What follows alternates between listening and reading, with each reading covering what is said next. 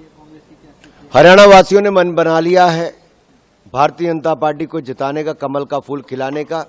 देश में जिसकी सरकार होती है हरियाणा वाले उसकी सरकार बनाते हैं। हिंदुस्तान में तीसरी बार हरियाणा वालों ने मोदी सरकार बनाई, भारतीय जनता पार्टी की सरकार बनाई, और हरियाणा में भी तीसरी बार भारतीय जनता पार्टी की सरकार बनेगी, हैट्रिक लगेगी। हमारा हरियाणा नॉन स्टॉप हरियाणा पड़ेगा। सर, एक कांग्रेस द्वारा इस इलेक्शन में प्रचार में बहुत सारे रोक लगाए गए बीजेपी के ऊपर, किसानों को लेकर, अग्निवीर को लेकर, कोई भ्रष्टाचार के मामले जिसमें नौकरियों से लेकर, और वहीं हिमाचल में भी उन्होंने कई वादे किए जो अभी तक पूरे नहीं हुए। इस पर क्या बोलेंगे? देखिए, जहां तक हिमाचल की कांग्रेस की सरकार है, चुनाव से पहले 2 साल पहले इन्होंने कहा था 1500 रुपया महीना महिलाओं को देंगे, 2 रुपये किलो गोबर खरीदेंगे, 100 रुपये लीटर दूध खरीदेंगे, 300 यूनिट बिजली के मुफ्त में देंगे, सेब के मुंह मांगे दाम देंगे, ओल्ड पेंशन स्कीम देंगे। ऐसी अनेक को 10 गारंटियां दी थी। आज 10 में से एक भी गारंटी कांग्रेस ने हिमाचल में पूरी नहीं की। ना 2 रुपये किलो गोबर खरीदा, ना 100 रुपये लीटर दूध खरीदा। उल्टा बिजली मुफ्त में क्या मिलनी थी, जो मिलती थी वो भी बंद कर दी और बिजली का सेस लगा दिया, मिल्क सेस, पर्यावरण सेस। जो पानी मुफ्त में मिलता था उसके ऊपर 100 रुपये का सेस लगा दिया। यही नहीं, पेंशन तो 10-10 तारीख तक नहीं मिलती, नौकरी की टेंशन हो गई है।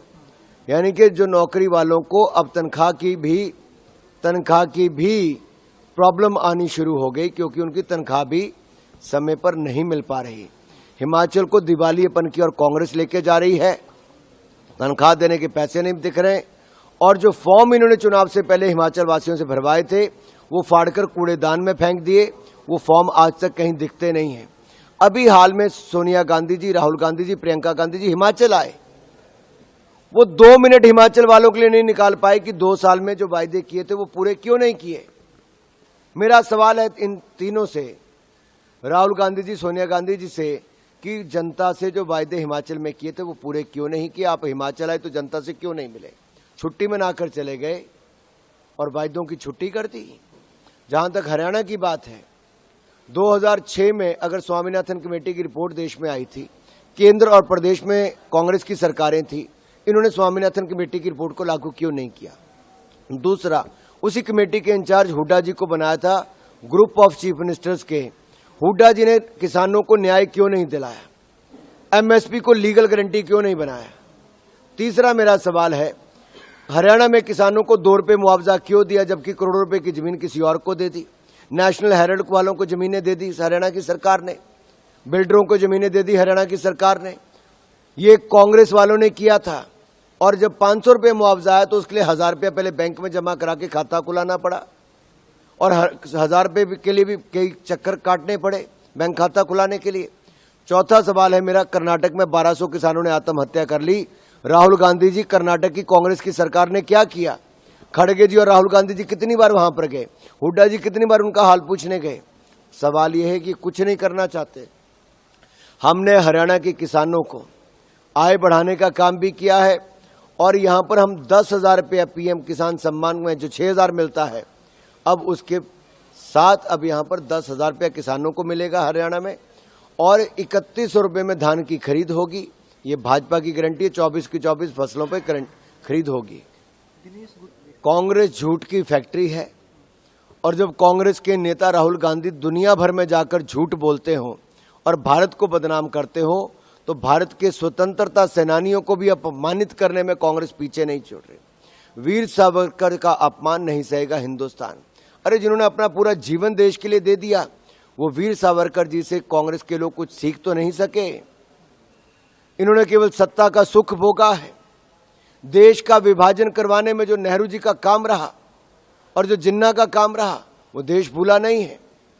ये आज भी धारा 370 जो 2019 तक रही, ये कांग्रेस की ही देन थी। हजारों लोगों की हत्याएं हुई, नेहरू जी का ब्लंडर था, उस पर तो माफी मांगी नहीं।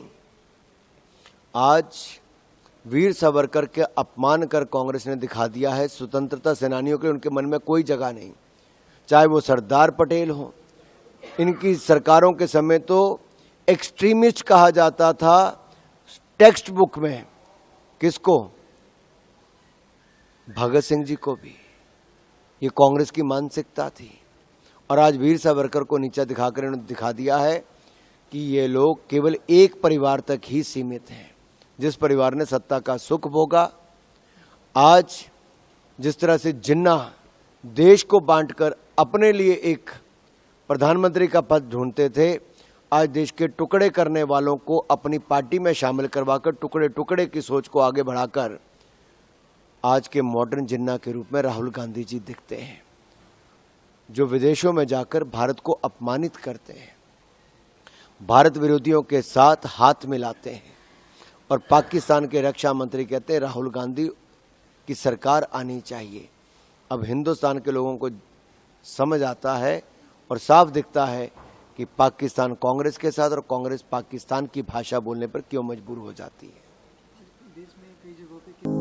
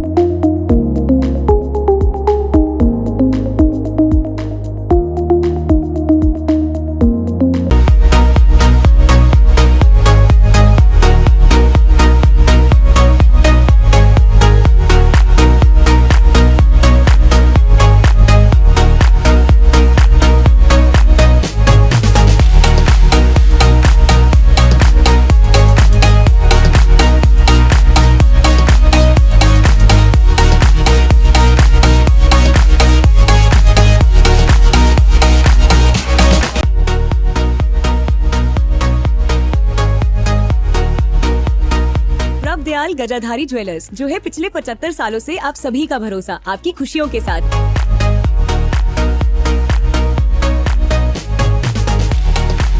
प्रभ दयाल गजाधारी ज्वेलर्स, जो है पिछले 75 सालों से आप सभी का भरोसा, आपकी खुशियों के साथ। पठानकोट से मनचंदा टावर, डलहौजी रोड।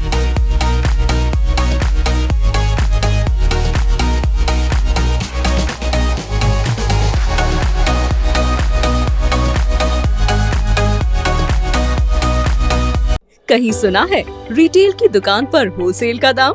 जी हाँ, नव्या लेकर आया है डिजाइनर सूट्स, कुर्तीज और फैब्रिक्स। सबसे सस्ता, सबसे अच्छा, defence road, Mamun, Pathankot. Contact 96141 96141।